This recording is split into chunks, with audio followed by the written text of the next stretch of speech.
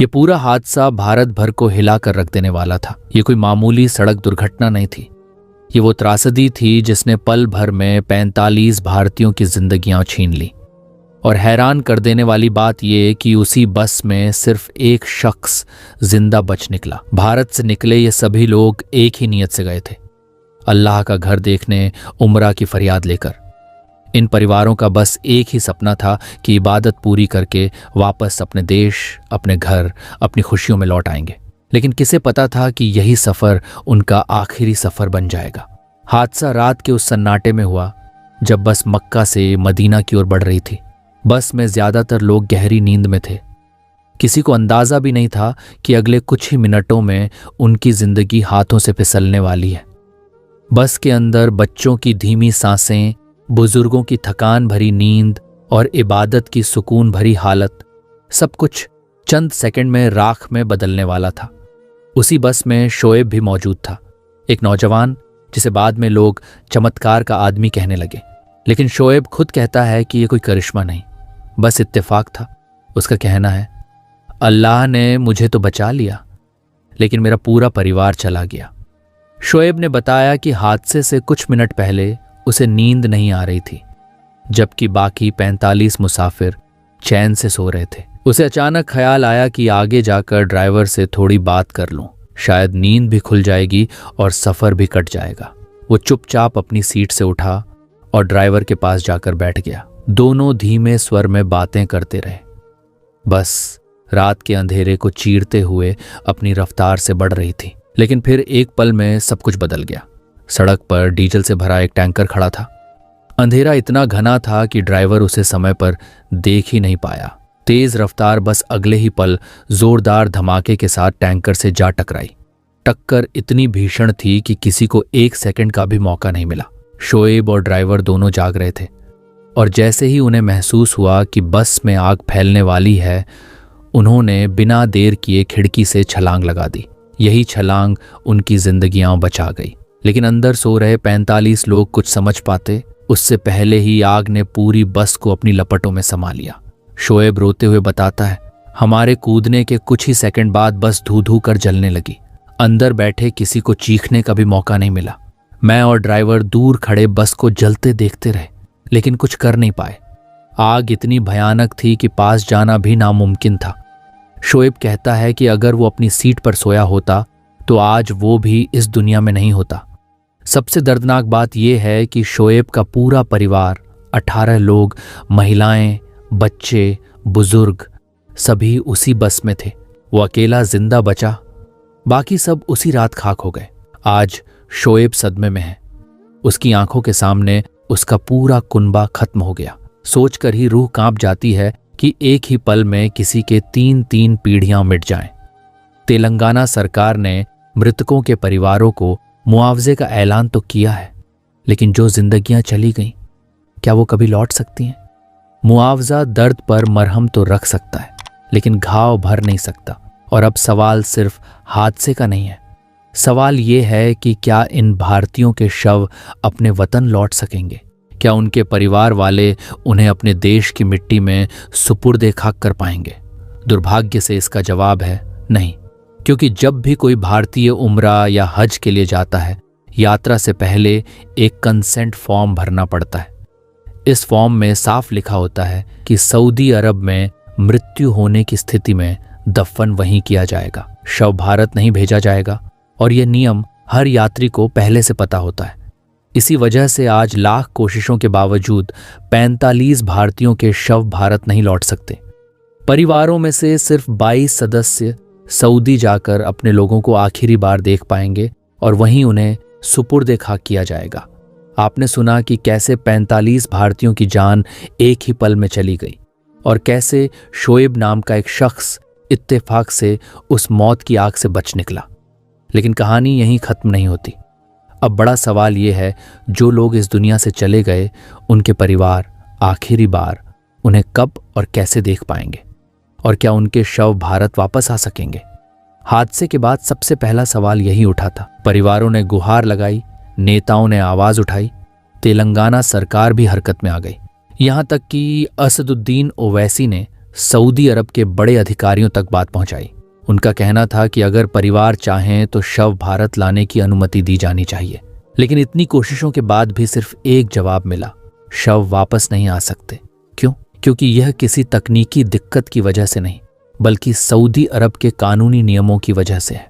जब कोई भारतीय उमरा या हज के लिए जाता है, उसे जो कंसेंट फॉर्म भरना होता है वह सिर्फ औपचारिकता नहीं होती। सऊदी अरब और भारत दोनों तरफ से कोशिशें जारी थीं कि शव भारत लाए जा सकें।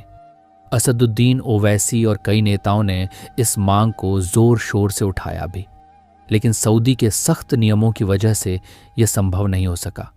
क्योंकि उमरा पर जाने से पहले यात्री जो फॉर्म भरते हैं उसमें साफ लिखा होता है, यदि यात्रा के दौरान मृत्यु होती है तो अंतिम संस्कार सऊदी अरब में ही किया जाएगा। यात्री पहले ही इस पर सहमति दे देते हैं। ज्यादातर भारतीय इस दस्तावेज पर बिना ज्यादा सवाल किए साइन कर देते हैं, क्योंकि उनका मकसद उम्रा पूरा करना होता है। उन्हें यह एहसास नहीं होता कि एक दिन यह नियम उन पर या उनके परिवार पर भारी पड़ सकता है। और आज यही नियम इन 45 भारतीय परिवारों पर पहाड़ बनकर टूटा है। अब सवाल उठता है, परिवार वाले आखिरी बार अपने परिजनों को कैसे देखेंगे? सरकार ने प्रत्येक परिवार से 22 सदस्यों को सऊदी जाने की अनुमति दी है। वहां वे अपने परिजनों की पहचान करेंगे, उन्हें आखिरी बार देख पाएंगे और दफनाने की प्रक्रिया में शामिल होंगे। लेकिन भारत में बैठे बाकी परिजनों की बेबसी कौन समझेगा? कई परिवार फूट फूट कर रोते हुए कह रहे हैं, कम से कम हमें अपनी मिट्टी में दफन करने का हक तो मिलना चाहिए था। अब बात उस परिवार की जिसकी त्रासदी सबसे दिल दहला देने वाली है, शोएब का परिवार। पूरे 18 लोग उसी बस में थे, भाई बहन, बच्चे, बुजुर्ग, महिलाएं, 3 पीढ़ियां, और शोएब अकेला। उसकी आंखों के सामने उसका पूरा घर, उसका पूरा वजूद जलकर खत्म हो गया। सोचिए, ऐसा दर्द कोई इंसान कैसे झेल सकता है? लेकिन इसके साथ एक और बड़ा सवाल खड़ा होता है, इस हादसे की जिम्मेदारी किसकी है? ड्राइवर टैंकर को क्यों नहीं देख पाया? क्या सड़क पर खड़ा हुआ टैंकर बिना किसी संकेत के था, या फिर लापरवाही दोनों तरफ से थी? ड्राइवर जिंदा है, लेकिन उसका कोई बयान अभी तक सामने नहीं आया है। शोएब भी गहरे सदमे में है, इसलिए उससे भी आधिकारिक पूछताछ नहीं की गई है। संभव है कि समय बीतने के साथ वह बताए कि उस रात वास्तव में क्या हुआ था। तेलंगाना सरकार का कहना है कि हादसे की पूरी जांच होनी चाहिए। जरूरत पड़े तो भारत सरकार को भी सऊदी अधिकारियों से मिलकर पारदर्शी जांच की मांग रखनी चाहिए। कई नेता और सामाजिक कार्यकर्ता भी इस बात पर जोर दे रहे हैं कि ऐसे हादसों को रोकने के लिए सख्त नियम बनाए जाए। कुछ लोगों का मानना है कि रात के वक्त लंबी दूरी की बसों के ऑपरेशन पर पाबंदी लगनी चाहिए। कुछ का कहना है कि टैंकर जैसी भारी गाड़ियों को हाईवे पर खड़ा करते समय विशेष सुरक्षा इंतजाम होने चाहिए, ताकि अंधेरे में कोई दुर्घटना न हो। लेकिन इस समय सबसे बड़ा दर्द यह है कि जिन लोगों को खुशी खुशी अल्लाह की इबादत के लिए भेजा गया था, उनकी लाशें तक अपने परिवार की बाहों में वापस नहीं आ सकीं। सऊदी सरकार ने मृतकों के परिवारों के लिए बीमा और मुआवजे की प्रक्रिया शुरू कर दी है। ये राशि निश्चित रूप से आर्थिक मदद तो देगी, लेकिन सवाल वही, क्या कोई पैसा माँ के बेटे की जगह ले सकता है? क्या एक बच्चे को उसके अब्बू की याद भुला सकता है? क्या किसी बूढ़े बाप के जवान बेटे की मौत का गम कम कर सकता है? लेकिन प्रक्रिया यही है, कानून यही है, और परिवारों को मजबूरन इसी नियम को मानना पड़ेगा। अब सवाल यह है, ड्राइवर और शोएब के बयान कब आएंगे? परिवारों को सऊदी पहुंचने में क्या दिक्कतें हैं? भारत सरकार की भूमिका क्या है? और कैसे एक दर्दनाक हादसे ने 45 भारतीयों की जिंदगियां हमेशा के लिए खत्म कर दी? शव भारत क्यों नहीं लौट सकते? लेकिन इस कहानी का एक और बड़ा पहलू है, जांच, जिम्मेदारी और न्याय का सवाल। आखिर ऐसा क्या हुआ कि इतने परिवार पल भर में उजड़ गए? हादसे के तुरंत बाद सऊदी पुलिस और ट्रैफिक डिपार्टमेंट मौके पर पहुंचे, क्षेत्र को सील किया और बस और टैंकर दोनों को जांच के लिए कब्जे में लिया। अब बड़ा सवाल यह है, किसकी गलती थी? क्या टैंकर गलत तरीके से खड़ा था? क्या बस का ड्राइवर लापरवाह था? या सड़क पर रोशनी की कमी थी? संभावना यह भी है कि यह किसी एक गलती का नतीजा नहीं, बल्कि कई चूकों के मिलकर एक भयानक त्रासदी को जन्म देने का मामला है। हादसे में बचने वाले सिर्फ 2 लोग, ड्राइवर और शोएब, जांच की सबसे महत्वपूर्ण कड़ी हैं। लेकिन दोनों फिलहाल बयान देने की स्थिति में नहीं है। ड्राइवर को गंभीर चोटें आई हैं और शोएब गहरे सदमे में है, क्योंकि उसके परिवार के 18 सदस्य उसी रात मौत के हवाले हो गए। शोएब का कहना है, मेरी आंखों के सामने सब कुछ खत्म हो गया। मैं अभी कुछ बोलने की हालत में नहीं हूं और यह समझना भी जरूरी है। कोई इंसान जिसकी 3 पीढ़ियां एक ही पल में खत्म हो गई हों, वह तुरंत पुलिस के सवाल कैसे झेल पाएगा। दूसरी तरफ ड्राइवर पर सवालों की बौछार है। उसे टैंकर दिखा क्यों नहीं? क्या वह तेज चला रहा था? क्या उसने ब्रेक देर से लगाए? या असली गलती टैंकर चालक की थी जो बिना चेतावनी संकेत के बीच सड़क पर खड़ा था? इस हादसे की सऊदी सरकार एक विशेष कमेटी से जांच करवा रही है। ये कमेटी टैंकर चालक, बस ड्राइवर, बस कंपनी, सड़क की स्थिति, लाइटिंग, कैमरे और चश्मदीदों के बयान सबकी मदद से सच्चाई तक पहुंचेगी। अब बात करते हैं भारतीय परिवारों की। हादसे के बाद भारत में एक अजीब सी खामोशी छा गई। जिन घरों में कुछ दिन पहले उमरा की खुशियां थीं, वहां आज मातम पसरा है। कई परिवारों का कहना है कि उन्हें जानकारी भी देर से मिली। कुछ लोग रोते हुए बताते हैं, फोन किया, किसी ने उठाया नहीं। सोशल मीडिया पर खबर देखी, तब पता चला कि हमारा अपना चला गया। तेलंगाना सरकार ने एक कंट्रोल रूम बनाया है ताकि परिवारों को सही जानकारी मिलती रहे। भारत से प्रति परिवार 22 लोगों को सऊदी भेजने की प्रक्रिया शुरू हो चुकी है, लेकिन यह आसान नहीं है। कई परिवारों के पास पासपोर्ट नहीं है, कई बुजुर्ग यात्रा करने की हालत में नहीं हैं, कई महिलाएं पहली बार विदेश जा रही हैं, वह भी ऐसे समय में जब उनका दिल टूट चुका है। फिर भी भारत और सऊदी दोनों सरकारें कोशिश कर रही हैं कि परिवार जल्द से जल्द वहां पहुंच सके। अब भारत सरकार की भूमिका, विदेश मंत्रालय और भारतीय दूतावास लगातार सऊदी अधिकारियों से संपर्क में है।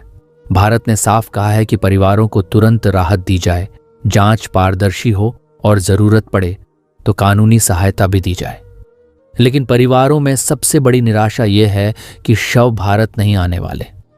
लोग कहते हैं, हमारे अपने पराये देश की मिट्टी में पड़े हैं और हम कुछ कर भी नहीं सकते। ये दर्द वही समझ सकता है जिसने अपना कोई अपनों को इस हादसे में खोया हो। सोशल मीडिया पर बहस भी छिड़ी है। कुछ कहते हैं, नियम है तो निभाना ही पड़ेगा। कुछ लोग सऊदी सरकार से अपील कर रहे हैं कि इतनी बड़ी त्रासदी में नियमों में कुछ नरमी दी जाए। लेकिन अभी तक ऐसा कोई संकेत नहीं मिला है कि सऊदी इस नियम में बदलाव करेगा। अब सबसे बड़ा सवाल, इस हादसे से क्या सबक मिला? रात में लंबी दूरी की यात्रा पर नियंत्रण, हाईवे पर भारी वाहनों के लिए सुरक्षा नियम, हज और उमरा यात्रियों की सुरक्षा में सुधार और सबसे जरूरी, कंसेंट फॉर्म की शर्तें यात्रियों को ठीक से समझाई जाए।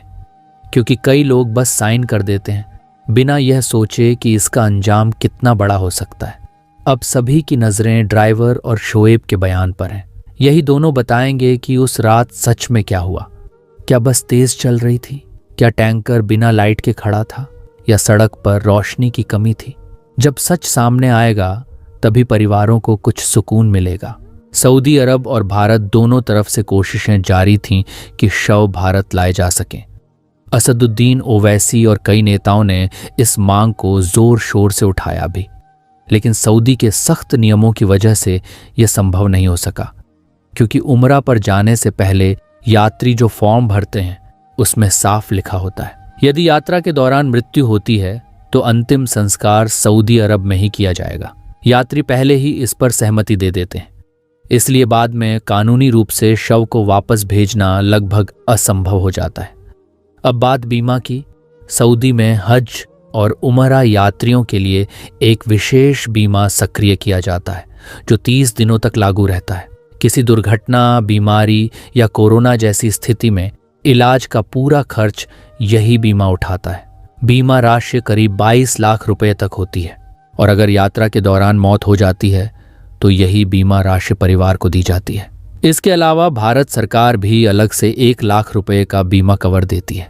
कई परिवारों ने दर्द बयां करते हुए कहा, हमारे 4 लोग थे, भाई, भाभी, वालिदा और भतीजी, हमें सही जानकारी तक नहीं मिली।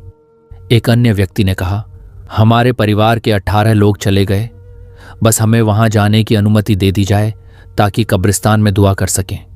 नेताओं ने भी संवेदना जताई और कहा कि भारत सरकार और दूतावास की जिम्मेदारी है कि शवों की पहचान और कानूनी प्रक्रियाओं में परिवारों की मदद की जाए। सभी का कहना यही है। जो लोग इबादत के लिए गए थे वे इस तरह हादसे का शिकार हो गए। ये पूरे देश के लिए बेहद पीड़ादायक है। हम दुआ करते हैं कि घायल जल्दी ठीक हों। इस घटना पर आपके क्या विचार हैं? कमेंट करके ज़रूर बताएं। आप किस शहर से ये वीडियो देख रहे हैं वो भी लिखिए। अगर आपको हमारी मेहनत पसंद आई हो तो वीडियो को लाइक करें, चैनल को सब्सक्राइब करें। मिलते हैं एक और नई वीडियो के साथ।